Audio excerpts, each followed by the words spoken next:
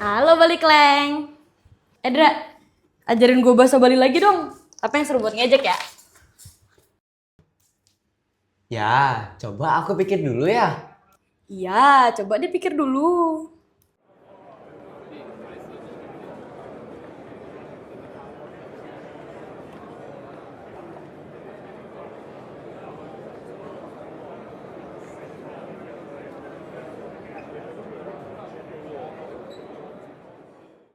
Cak, udah gak sih? Kita lanjutin aja yuk tugasnya. Ya mujek Leng. Ih, apa maksud Ke? Cak, sebenarnya aku tuh gak suka kalau misalnya Ke ngomong kayak gitu, Cuk. Pakai-pakai bahasa daerah aku bercanda-bercanda gitu, Cuk. Lah, apa sih? Orang aku cuma bercanda aja. Ya tapi kan aku gak suka kalau misalnya Ke pakai bahasa daerah aku. Itu gak lucu, Cuk. Ya udah sih, maaf deh. Ica mengucapkan kata maaf. Tapi apakah kata maaf itu menunjukkan penyesalan? Atau justru hanya mengakhiri konflik tanpa memahami perasaan lawan bicaranya? Maaf, satu kata yang sering banget dianggap bisa mampu menyelesaikan banyak masalah, tetapi apakah permintaan maaf yang disampaikan benar-benar untuk meminta maaf? Atau bagaimana jika permintaan maaf yang disampaikan menggunakan kalimat-kalimat yang menyakitkan, meremehkan, atau bahkan menyalahkan perasaan orang yang terluka?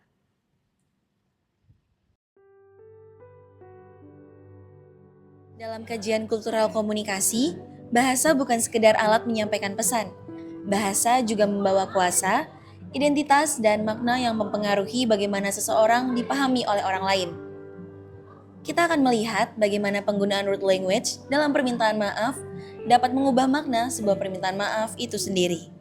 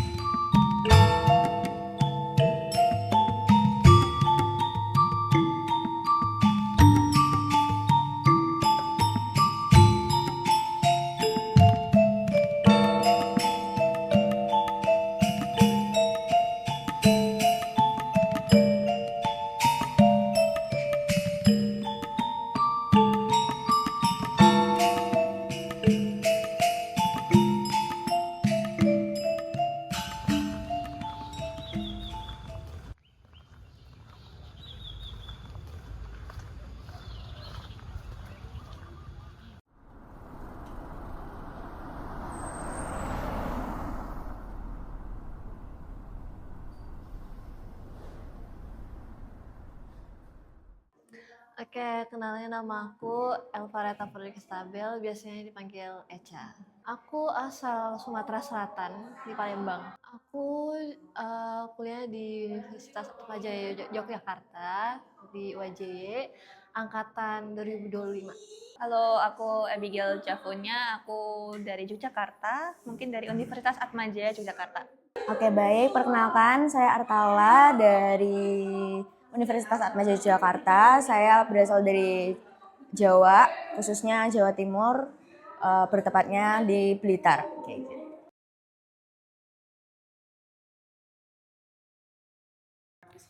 Ada sih, kayak orang Jawa itu kan sering nambahin po atau kata-kata Jawa di belakangnya gitu. Jadi kadang kalau misalnya komunikasi tuh nggak ngerti. Jadi kadang aku tanya itu artinya apa. Jadi lama-lama terbiasa kayak gitu.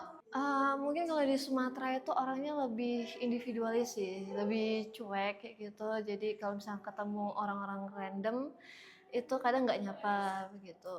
Tapi kalau orang di sini itu ramah-ramah semua, kalau misalkan nggak kenal itu tetap nyapa. Kadang sih agak susah, karena perbedaan budaya itu kan ini ya, beda bahasa, beda culture. Jadi kayak kadang memahami ada satu kata yang sama tapi bisa beda makna tuh juga kadang bingung.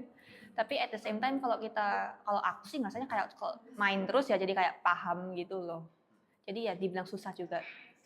Tergantung sefrekuensinya kayak seberapa sering aku main sama orang itu. Mengikuti dulu nih, ngelihat budaya mereka tuh seperti apa kayak gitu. Jadi saya tahu mana yang bisa saya komunikasikan sama mereka, mana yang enggak kayak gitu. Jadi kan enggak semua nih budaya mereka sama kayak budaya aku kayak gitu. Jadi aku lihat dulu, oh ternyata di mereka tuh kayak gini tuh nggak sopan, tapi kalau di tempatku itu masih wajar kayak gitu. Jadi aku mengatur diriku juga sesuai dengan budaya yang mereka punya supaya nggak terjadi salah paham dan juga saling menghormati antar budaya aja sih.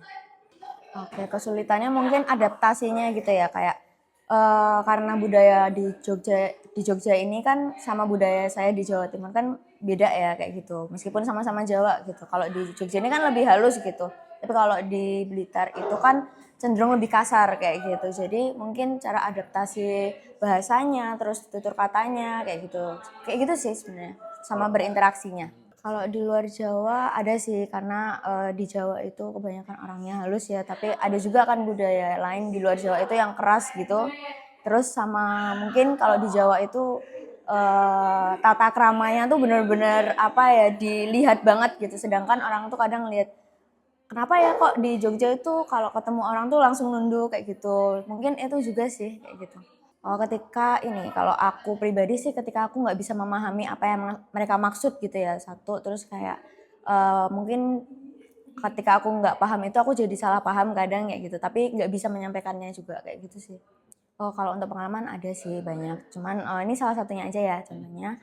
Itu jadi waktu aku komunikasi sama teman aku yang dia emang berasal dari Medan ya, itu kan kalau di sini kita biasa emang rada kalem gitu, emang kalem banget gitu, terus dia tuh konteksnya tuh emang bahasanya tuh ceplos-ceplos gitu, dan kita nggak tahu nih, aku waktu itu masih awal-awal kan nggak tahu ya ini orang tuh sebenarnya marah, nyindir atau gimana ya, karena kok kayak kalau dilihat tuh kayak sarkas tapi ternyata dia biasa aja gitu, tapi kita nangkepnya tuh kayak kok sarkas banget ya, ini kok kayak marah gitu ternyata, tapi dia emang cara dia berkomunikasi tuh kayak gitu. Oke, untuk itu yang paling ini sih lebih ke bahasa sama tata keramanya aja sih kayak gitu. Pernahkah kita membayangkan bahwa permintaan maaf bisa disampaikan dengan bahasa yang kasar? Biasanya, permintaan maaf identik dengan kata-kata yang sopan dan menenangkan. Namun, dalam konteks root language in personal apologize for a political event, menemukan hal yang berbeda. Dari hampir 2000 permintaan maaf yang diteliti, hanya sekitar 20% justru mengandung bahasa kasar, hinaan, atau ungkapan yang bernada negatif. Menariknya, bahasa kasar tersebut bukan ditunjukkan kepada orang yang menerima permintaan maaf, namun sebaliknya. Bahasa itu diarahkan kepada pihak ketiga yang dianggap bertanggung jawab atas suatu peristiwa. Penggunaan bahasa kasar ini bukan terjadi secara kebetulan. Ada beberapa tujuan di baliknya, yang dimana bahasa kasar digunakan untuk menunjukkan emosi yang kuat, memperlihatkan ketulusan dalam meminta maaf, dan membangun kedekatan. Dalam kehidupan sehari-hari, banyak konflik tidak berawal dari kesalahan yang besar, justru sering muncul dari hal-hal sederhana. Sebuah candaan, pilihan kata, atau cara seseorang merespon perasaan orang lain. Masalahnya bukan sekedar apa yang dikatakan, melainkan bagaimana bahasa digunakan. Karena itu, ketika seseorang meminta maaf sambil meremehkan perasaan lawan bicaranya, permintaan maaf tersebut kehilangan fungsinya sebagai jembatan.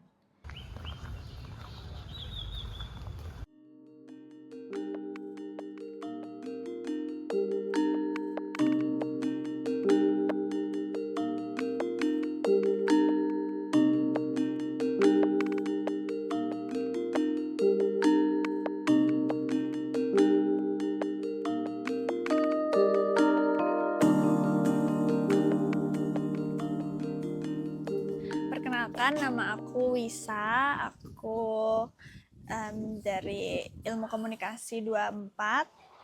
Sibukanku sekarang kuliah sih. Aslinya aku dari Kelungkung, Bali.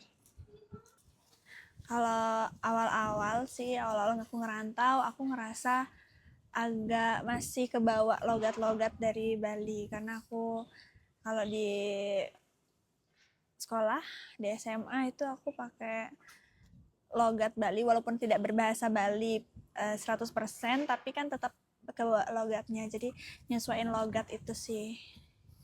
Kalau konflik gitu sih enggak ya, paling kalau lagi ngomong terus terbesit gitu pas ngomong ada logat atau bahasa Bali, itu pasti kayak yang agak-agak diceng-cengin gitu loh. Kalau feeling guilty sih enggak. Kalau misalnya aku nanggepinnya itu sebenarnya lebih kayak bercanda aja sih, karena mereka juga sejauh ini responnya itu lebih kayak cuman ceng-cengin dan itu bentar doang, jadi kayak ya udahlah, seru-seruan aja.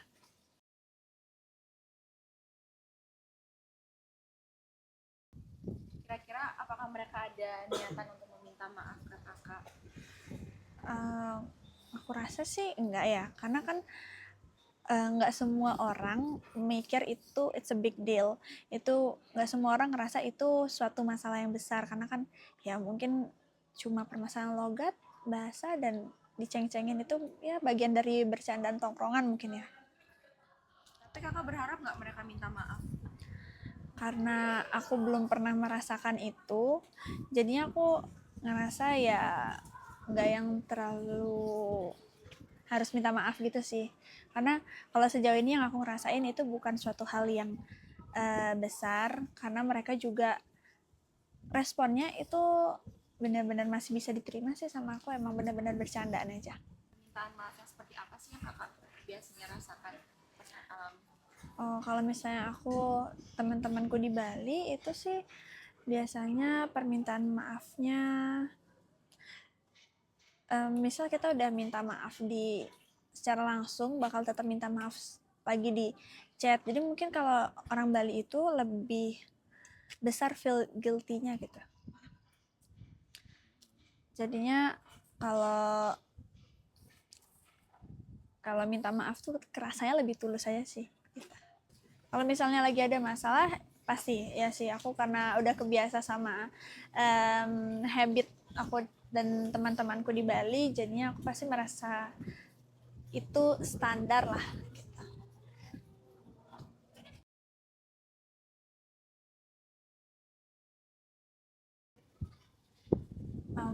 Sebenarnya kalau permasalahan kayak gitu kan balik lagi ke orang yang terlibat. Kalau misalnya orang yang terlibat ngerasa itu menyakitkan, itu bikin dia tersinggung, itu kan berarti bukan suatu bercandaan, itu bukan lagi suatu hal yang lucu. Kalau misalnya orangnya udah ngerasa itu nggak lucu, kan berarti menyakiti dan berarti emang harus minta maaf gitu. Fenomena ini dapat ditemukan di banyak ruang komunikasi. Menariknya lagi, tidak semua permintaan maaf yang disampaikan itu disampaikan menggunakan bahasa yang lembut. Dalam beberapa situasi, permintaan maaf justru disertai bahasa-bahasa yang kasar, sindiran, atau tuduhan kepada pihak lain. Alih-alih berfokus pada kesalahan yang dilakukan, perhatian tersebut bergeser pada upaya membela diri dan juga menjaga citra.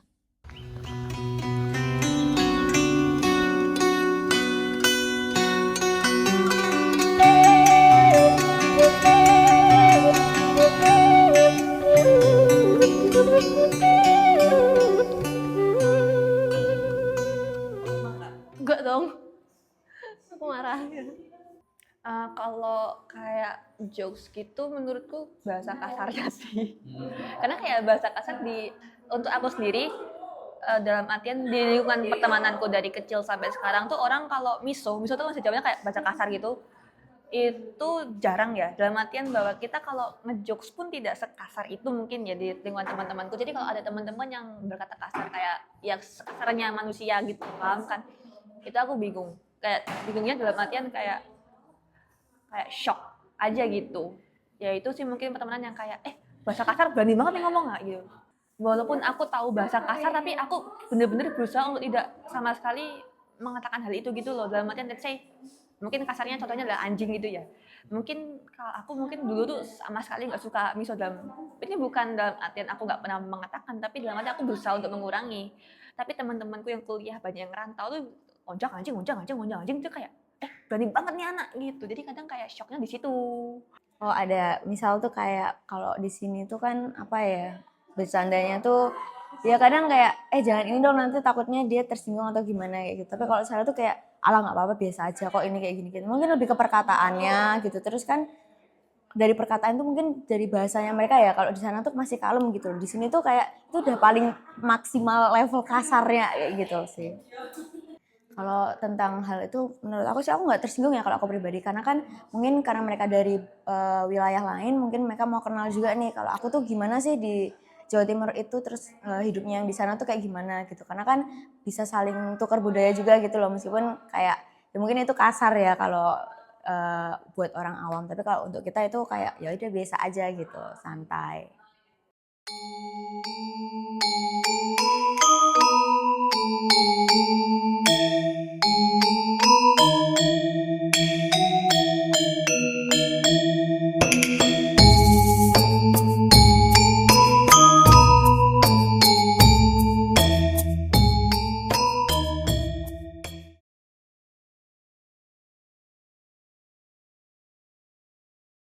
Ya minta maaf dengan tulus aja sih. Aku salah sih, karena kalau minta maaf tuh harus dari hati. Ya kita ngakui kesalahan kita apa, terus kita berani untuk tanggung jawab sama kesalahan kita gitu. Jadi kita minta maaf dari hati, jangan terpaksa. Kalau minta maaf menurutku pada umumnya sebagaimana orang minta maaf ya, tapi juga menurutku better kayak saling ngomong. Dalam artian mungkin mau ketemu langsung atau by via online pun menyesuaikan aja, tapi ya minta maaf kayak bener-bener kamu minta maaf dari hati gitu, bukan asal ngomong kayak maafin gue ya, udah janganlah gitu. Better yang kayak aku minta maaf, aku masa kayak gini-gini, tolong kasih tahu aku salahnya di mana, enaknya gimana, kayak gitu sih. Kalau aku sih sebenarnya dalam artian bahwa kalau orang minta maaf sama aku atau mungkin aku melakukan kesalahan aku minta maaf gitu ya, aku akan mengutarakan dulu pendapatku kayak gimana. Atau mungkin kalau misalkan dia punya pendapat diomongin aja dulu, tapi kalau misalkan dia nggak bisa menjelaskan pendapat, at least dia tahu bahwa dia salah tapi dia minta maaf gitu. Aku minta maaf kayak gini-gini, semoga hubungan pertemanan kita mungkin gitu lebih baik lagi atau nggak retak gitu sih. Kalau misalkan nanti suatu saat dia belum bisa mengutarakan apa ya dia kayak gimana, ya better kayak ya udah nggak apa, keep dulu aja, tapi yang penting kamu udah maaf dan kamu tahu kamu salah, kayaknya gitu sih. Oke, kalau untuk aku pribadi sih permintaan maaf yang baik itu ketika kita minta maaf dan mengakui kesalahan kita, terus juga menjelaskan aku tuh minta maaf karena aku udah begini, nah gitu. Terus mungkin dengan begitu sebenarnya itu tidak membela dirinya kita gitu, cuman supaya kita tahu oh kita tuh salah di sini kayak gitu. Jadi kita bisa benerin apa yang udah salah dari kita. Jadi bukan tentang kita membela diri kita, tapi kita mengakui bahwa kita salah dan kita tahu salah kita di mana kayak gitu. Jadi permintaan maaf tentu memiliki fungsi yang penting dalam memperbaiki hubungan sosial. Namun, penggunaan bahasa kasar, sindiran, atau ungkapan yang meremehkan dapat mengurangi efektivitas permintaan maaf tersebut.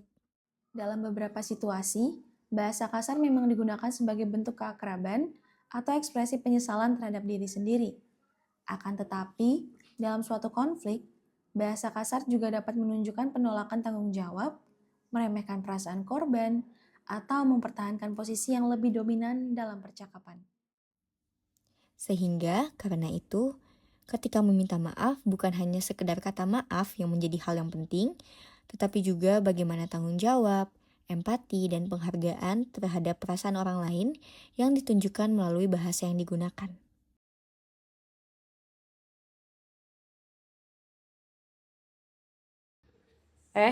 Ada yang salah kah? Iya, aku kurang merasa nyaman aja sih dengan bercandaanmu yang bercandaan budayaku tuh. Ya Dra, maafin aku ya. Aku nggak tahu kalau kata-kataku bikin kamu tersinggung. Nggak aku ulang lagi deh. Ya, mu aja.